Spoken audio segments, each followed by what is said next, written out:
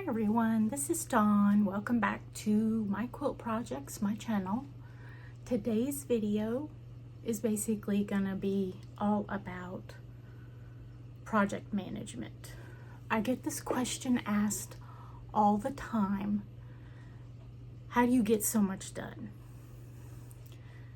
I have two small children. I have a 40-hour job, sometimes that's longer, plus an hour commute each way, so my time is very limited. So I want to share today with you what helps me in project management. How many of you have projects that linger? Being a content creator, let me tell you, the project list is long. I try to keep my content fresh, and by keeping it fresh, my list grows of things to do. So the more I add to my list, the longer my list is. Have you asked yourself why your projects linger? There's always a reason, okay? We're logical people. There is always a reason. And that is no fault to you. Do not feel bad about those projects. It happens. It's called life. How do you stay on track? Do you even know how many projects you currently have? That would be a start. Today's video is tips on staying on track. One of the primary things that I deal with is focus. Focus is not hard for me once I get there. Focus can foil a deadline just like that, okay? So how do you stay focused? There are different techniques because there are so many different minds out there. Some of you are going to know exactly what gets rid of your focus or puts your focus on something else, and some of you may not know. I'm going to help you to stay focused. The first main thing you probably, well, it's the elephant in the room right now, okay? I'm here creating social media for you to watch, but the main thing is to stop scrolling. Plain and simple. You have your list of content creators you like to go to. Quit going into Instagram and just scrolling randomly at crap they put in your feed that has nothing to do with quilting. Stop it. It may be interesting. Stop doing that. If you time yourself how much you are on Instagram or YouTube, you're going to find that that adds up considerably over a week or a month's period of time to where you could actually be sewing. Strictly try and use social media for patterns and inspiration. All of us content creators put free stuff out there. Just keep in mind that when you are on social media, sometimes you end up going down a rabbit hole. Try and keep from going down the rabbit hole. If you are specifically looking for a particular graph on HST squares and how big to make them and what their final thing is, stick to your plan. If you stick to your plan, you'll have greater success.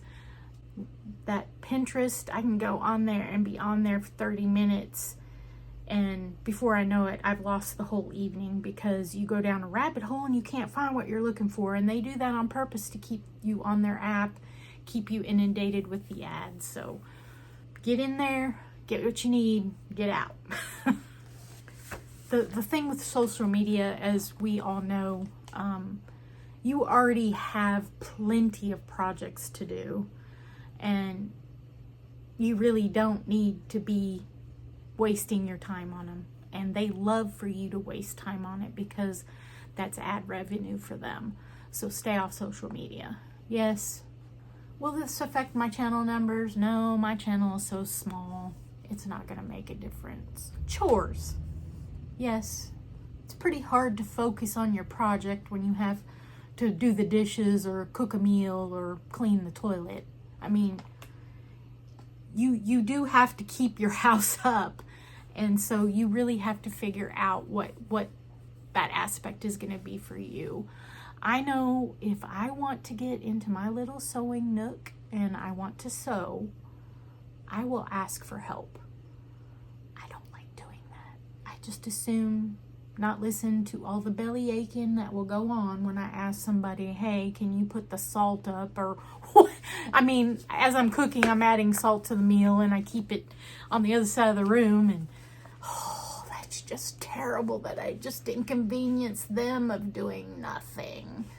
So ask for help. It's a whole lot easier for you to do chores when you have an extra set of hands. 4 hands make light work. If you only have one person in your house other than you, it makes it go really fast. If you have 3 other bodies in your house and you ask for help, it'll make it really go fast. If you are by yourself, you are so lucky because you are the only one that makes your own messes and you clean them up after yourself, and you don't have to clean up anybody else's messes. So you have that going for you.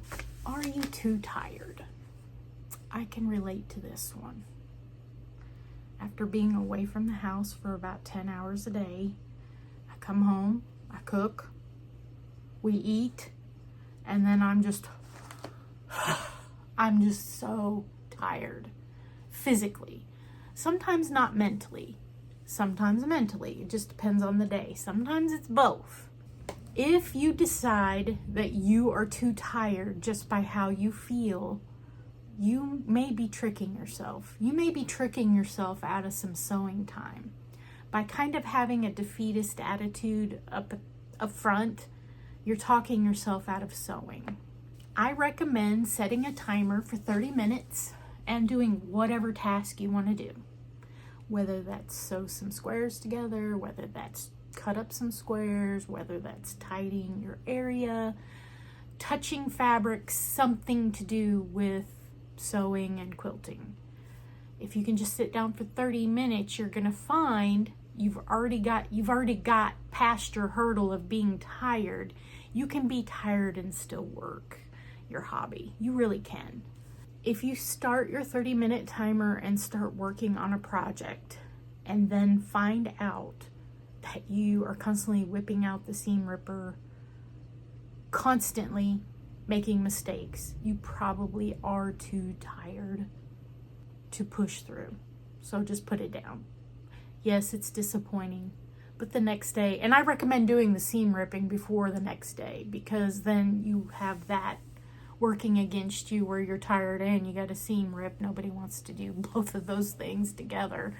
So finish your seam ripping, set it down, come back to it when you're not so tired, or the next day. A lot of us have reasons why our project cannot proceed. It may be that the project has stalled because you're out of fabric, don't have the money to afford fabric, or maybe you're unsure of what direction to go because of that fabric issue, or what direction you're going to go just because you're at that point in the quilt. You're not sure. You're building this quilt improv and you're not real sure what's the next step, and you're letting it marinate. Let it marinate. It's okay. We might be even waiting for a shipment to arrive of fabric, and all of those things are legitimate things. If you are waiting on that project, but you have several others, you can always go to your bins or your bags and look and see, oh, I can work on this for 30 minutes and then put it all back. Yeah, that's kind of a chore too. But you will be glad you did, because 30 minutes a day really, really progresses to where 30 minutes times 7 days, that's a lot of time that you ended up spending. That might be equal to an afternoon's worth of sewing. So every little bit helps. Okay, now this is where it's going to get down and dirty. How many projects do you currently have? I need to go get my list and read that list to you. I have 4 lists, one of which is all of my in progress, regardless if I'm currently working on it or if it's in some stage, at some stage. I have a bucket list. Those are the quilts that I've always wanted to make but have not gotten to it. I have a 3rd list, which is my channel ideas. That's my shortest list. As I bring you content, I show you what I'm doing, but I do have a small list of items that I do want to share with you that are not in work right now. So yes. And then I have some notes for brainstorming. A list keeps everything in check. And I would like to take the time to thank Sylvia at You and Me FPP for this idea. We were talking in Discord, and mind you, Melissa at Practically Creative and Colleen Sews and Chats, all of these ladies have been a cheerleader, throwing their pom-poms for me, because back in July and August, I was in a really big slump. I didn't want to do nothing. I was just I feel like I'm a slave to YouTube, because I don't get paid just pennies. And it may take me 40 hours to build a quilt, and I'm sharing it with you, and I'm only earning pennies. So it got me kind of in a flux state of not really wanting to do anything. So back to the list. Let me count them. 1, 2, 3, 4, 5, 6, 7, 8, 9, 10, 11, 12, 13, 14, 15, 16 on that list of things that I have in work. And that list actually might be greater by a couple of projects that I just didn't dig out. It's enough of a start. I'm not going to list those projects just yet. I can add those later. One of those items on the list I have already finished because I made the list. I only lacked 24 inches of hand sewing binding on a quilt that has been sitting on my table since April. I have been procrastinating and procrastinating. Yes, in the summer months it got hot. I didn't want it on my lap while I was quilting. That's legitimate. But there was no reason that I shouldn't have had that done. So I went ahead and just, boom, got it out. Making a list of how many projects you have isn't that big of a deal, because pretty much you already know what you have. Some of us might bury stuff in all of the stuff we own, and so you may forget about a project.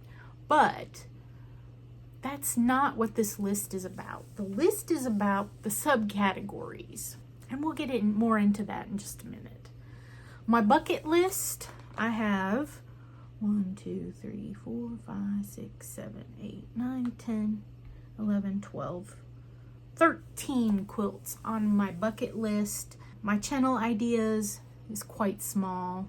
1, 2, 3, 4, 5, 6. 6 on the list, one of which I'm doing right now. So I will be able to check that off the list. So there's 6 channel ideas that I need to film and take care of. And then notes, I have not jotted down any notes, but as I come across them, I will be jotting them down. We now know how many UFOs I have, or whips I have. It's not a shameful number. Do not be ashamed by the quantity of them that you have, because all of our brains work differently.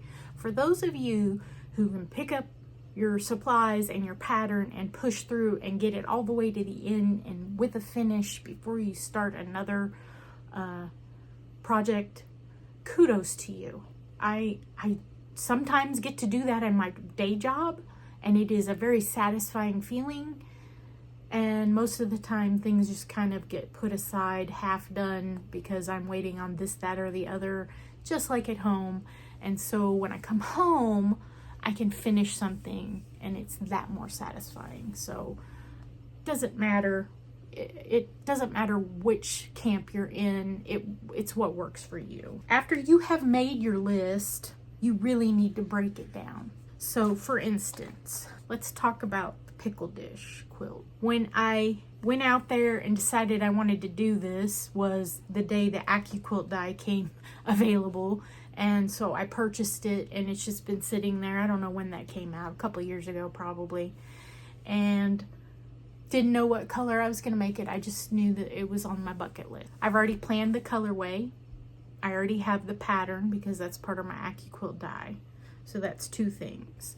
On my list, I have it broke down further into cutting 1 block, sew 1 block, and then proceed with all the cutting, and then determine size. And these aren't in specific order, so I need to determine what size I'm going to make it.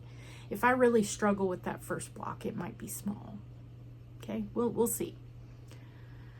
So all the blocks, sew all the blocks together, find suitable backing, custom quilt it, bind it. One of those things, plan the colorway, already got done. So I've already checked that off my list.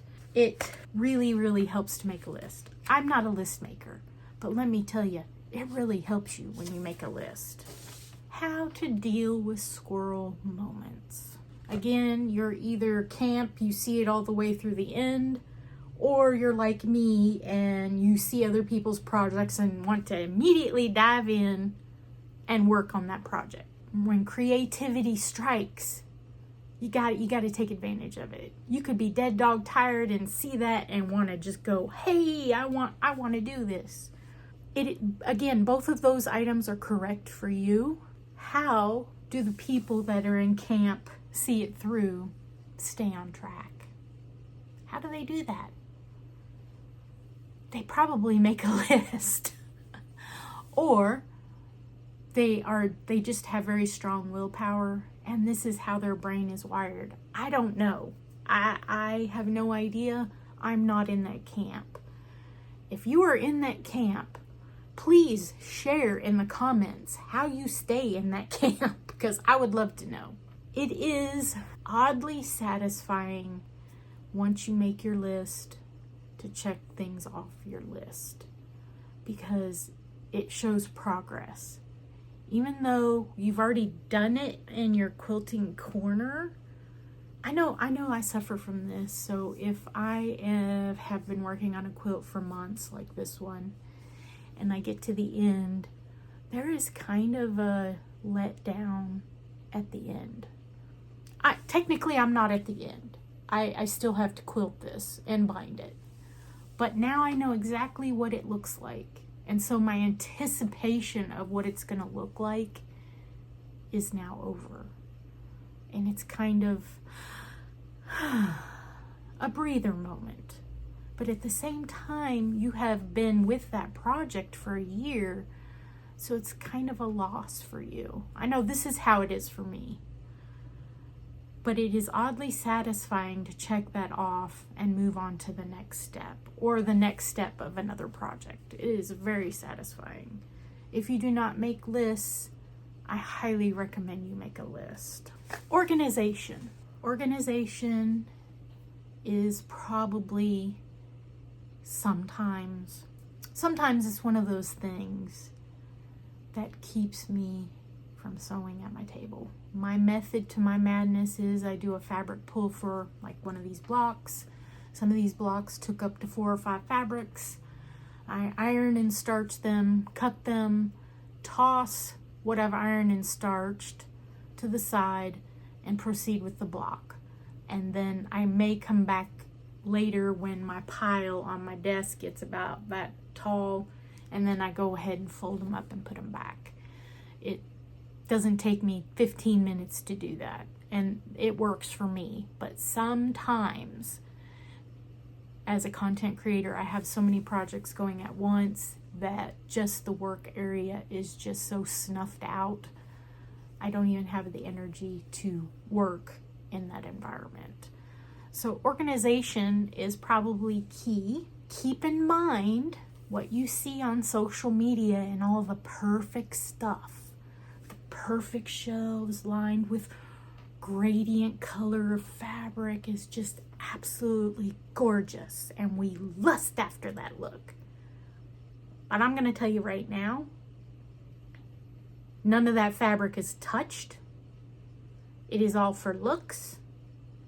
And their method, their area would be extremely messy if they actually used their shelves. So don't be tricked. Though they have all that put up and they don't disturb it. It is all for looks.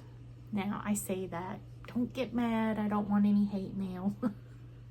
There are some content creators that manage to make everything look immaculate, but they might be in camp 1 of see it through till the end.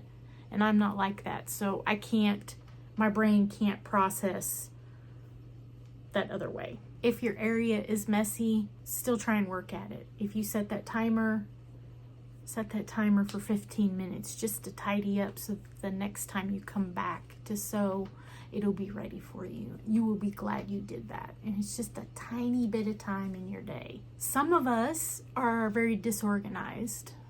I used to be in that camp where I didn't have any rhyme or reason on how I did stuff. And then somebody gave me 5 trash bags full of fabric. And then all of a sudden, I had a problem.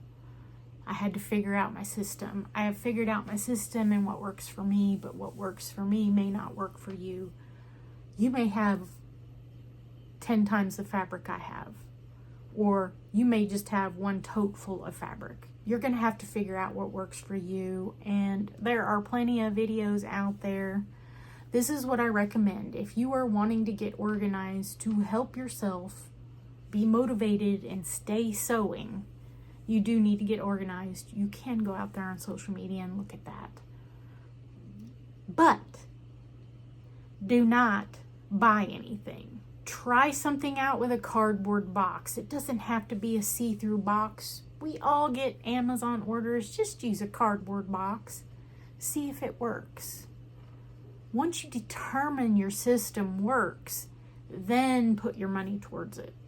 Don't be silly and throw your money away, because what may work for one and look just magnificent and brilliant may not work for you, and that's okay. I know that in the past I have emptied a sour cream bowl, washed the bowl, and it now holds 2.5-inch squares, or it may hold wonder clips. Use what you have, okay? It works. I didn't have to spend no money other than the time it took me to eat the food out of that sour cream bucket. So basically, project management all leads back to know exactly where you are at in any project. And you can use this as for your daytime job if you work. Keeping it up here is not necessarily the best way to keep it. If you keep a list, you're going to stay on track.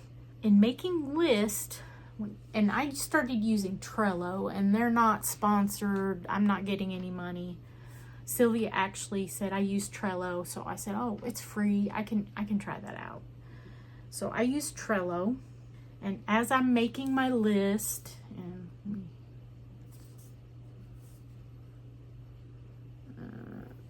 as I'm making my list, basically it's, okay, brand new quilt I need to start. I need to start a baby quilt. I do have an expectation of a deadline because someone's expecting a child, and the child is a girl. So I know I need to design a girl quilt. I need to figure out my fabrics. I need to figure out my pattern. So let me go there. I'm calling it the project Baby Girl Quilt. I need to find the proper design. I need to find the fabrics. I need to sew the top, and I've broke these down very generically. Find suitable backing, quilt it, find suitable binding, and bind it. Okay, that's 7 tasks. And there's probably more than that. As I'm looking at this, I need to find fabrics. So a lot of us have stashes, and we buy fabric to put in our stash. And little did you know, in your mind, you are making a list of future quilts you want to make with that fabric. That is why we curate so much fabric, because we have all these ideas swarming in our head. If you put it down on paper, you are less likely to buy something you don't need. And then come 3 years from now, come across it and you're like, why did I get this? This is ugly, or I don't even remember what this is for. If you made a list, you would know exactly what it's for. But finding fabrics and patterns is actually a separate hobby all to itself. If you think about it, you make a list of all these things you need to do. Those are 2 things on the list of every quilt you make. They're easy to check off the list because you can just throw money at it and be done. So technically, you are already using a list system. Just putting that out there, okay? You already are. Let's go back to the squirrel moments. I had a squirrel moment back in, I don't remember if it was late June or July. There was a baby quilt I needed to make, and the baby was due at the beginning of August. And I had not a clue what pattern. I hadn't even thought about it because I was in my paralyzed state of not wanting to do anything. Watched Laura Lynn's video on the sunflower pattern that she made up, and immediately that squirrel went to work. I did that. It worked well for me because from start to finish in one weekend I had that sucker done. I needed to get it done because it had a deadline, but I got it done. In your squirrel moments, if you were to list out the squirrel that you want to chase, let's say it's a feathered star. Oh, that looks so much easier than the traditional method. I want to try that. Let me get to work right now. Stop. If you will just list it on your list for your bucket list, or list it on your list of projects you want to do, however you make your list, then list out exactly the steps. So I need to figure out, you've already figured out the pattern, so you can list pattern, check.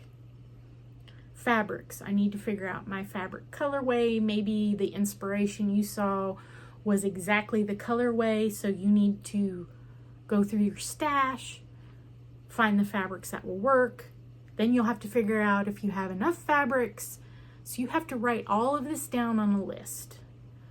Figure out how you're going to quilt it. Just make your list. Figure out how you're going to bind it, what background you're going to use, what backing you're going to use. If you're going to send it to the long arm, however you're going to do this, list it out. For each quilt, it's about 10 steps, approximately. The easy steps are buying fabric and picking the pattern.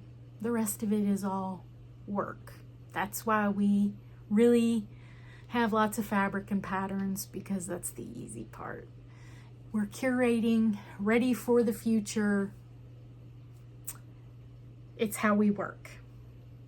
If you take your squirrel moments and list it on your bucket list, you're going to find when you come back to it, you're not really going to want to do that.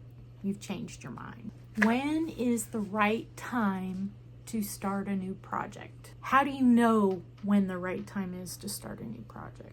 There is no answer to this. Only you know the answer. Some of us are serial starters. We love to start gazillions of projects and never finish them. For those of you who are in that camp, I'm very sorry. You probably need to purge those projects because you're probably not going to finish them. And it will help you out. You may actually, as you're going through them, listing them out, it may actually rekindle something inside for you to rework those projects. But really and truly, there is no right or wrong time to start or stop a project. That is all up to you. So like I said, about 2 years ago, or maybe I didn't say this, I now don't remember because I've talked so much. About 2 years ago, I decided on Pinterest, as I was scrolling trying to find some tidbit of information about something, maybe a border or something, I come across a feathered star quilt, and I was like, you know, I've always wanted to make one of those. And I have made one. I made a baby quilt size one, but I really want one for my bed. So I went ahead and pinned that under my bucket list. I just made a new category of bucket list for my quilts. And since I've been doing this for 2 years, I don't normally revisit the bucket list unless I'm in some kind of lull to where I finished a project and want to start a new project. I usually don't go there. But at the end of the year, I summarize everything I've done for the channel, for the blog, and then I plan what I want to do for the future. And sometimes the plans of the future do get foiled, but most of the time I stick to the plan. If I make a list, I check things off the list. It works very, very well for the blog. I have found that when I go back and I revisit the bucket list, because usually I will put on my list of things to do for the year is to make a bucket list quilt. And this year is going to be pickle dish. That's coming up. I said that before. When I went back and looked at what I had pinned, those pins, some of them don't even strike my fancy anymore. So what was a squirrel moment in that moment, it was totally an impulse thing. I'm not interested in even doing that, so I deleted those pins. But there's a handful of those that are on there, and they have been on there for years. And I went out on Pinterest and found exactly what the picture was and found exactly how I want to do it. The bucket list is a nice reminder, and it does help you stay on track. Believe it or not, it does help you. I highly recommend making a bucket list. Again, the word list. I'm trying to remember when this was. I think it was back in July when the ladies I mentioned before, and I'll link all of their channels below and pin that as a comment. They basically said you just need to decide what you're gonna do next. That's all. And I was just such indecision going on. I just didn't want to do anything. So I found a spinner. wheelofnames.com. You could go there. You can put in exactly your projects that you have, whatever the task is. So I'm gonna change this and say bind. All right, I have selected 8 things. Those 8 things are all in order of the next step on whatever quilt I'm making. Obviously, you can't quilt a quilt that's not finished. So you need to figure out what your next step is in your list, and then list each one of those out. So I have bind my toga quilt, determine pattern for baby quilt, sew last row on the no name yet quilt, quilt the K flowers, pick next quilt to quilt, and we need sew backing for hourglass quilt, make the bug backpack video, and tidy desk. Okay, I have all those things loaded on this. And I'm going to go ahead and tap to spin.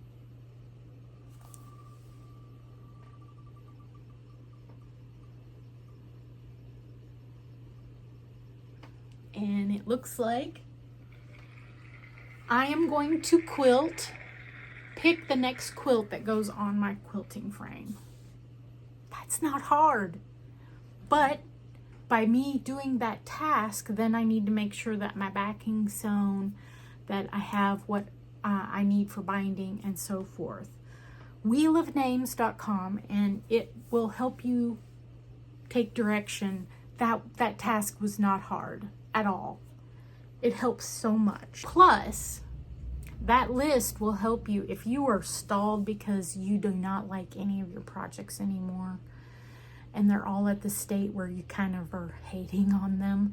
If you load those projects up on that wheel and you spin it and you make the commitment, you will actually work on it. And that is what I did.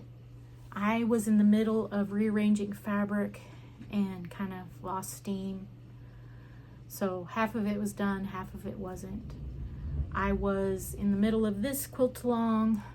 I was making the sunflower quilt for the baby. I had all these things going, and it was kind of paralyzing. I didn't know which direction to take. So if you take that direction and take that step without you choosing, you let fate choose, it's amazing. You'll get it done just like that. Those lists, I'm telling you, make a list. Your lists are going to help you. I am not a list maker, but since I have started making lists, it has helped me out so much. That is my advice to you. Your project management is making lists and checking things off the list. Plain and simple. How you get to that point is totally up to you. There are apps involved that you can load. The one I used was Trello. You can use your spinning wheel, the wheelofnames.com. All of it's free. Yes, you could even pay for money to upgrade to a different service on a lot of those programs. Writing it down on just a piece of paper, and you know exactly where you need to go. I did that as well. I took a scrap envelope from junk mail and I wrote all the things I needed to do, and then I just said, okay, this one's the least offensive. I'm going to go ahead and do this one. And it got me out of my funk. I hope you found this video not too long and very helpful. Leave me a comment below if you have a completely different way that works for you. I would love to hear about it. Also, head on over to the community page. I have asked 2 questions this week. What are your favorite pre-cuts? Let me know what you guys really like. What kind of video content do you want to see? Do you want to see scraps? I'm seeing a trend where people really like me to make scrap quilts, but they don't want anything hard. They want it easy and scrappy. So I'm seeing that trend, and so I will try and bring you more of that. But head on over to the community page and leave me a comment and take the vote on my polls. Voting's very important this day and age, so vote on my polls, and I will try and bring you fresh new content each week. Thanks for watching.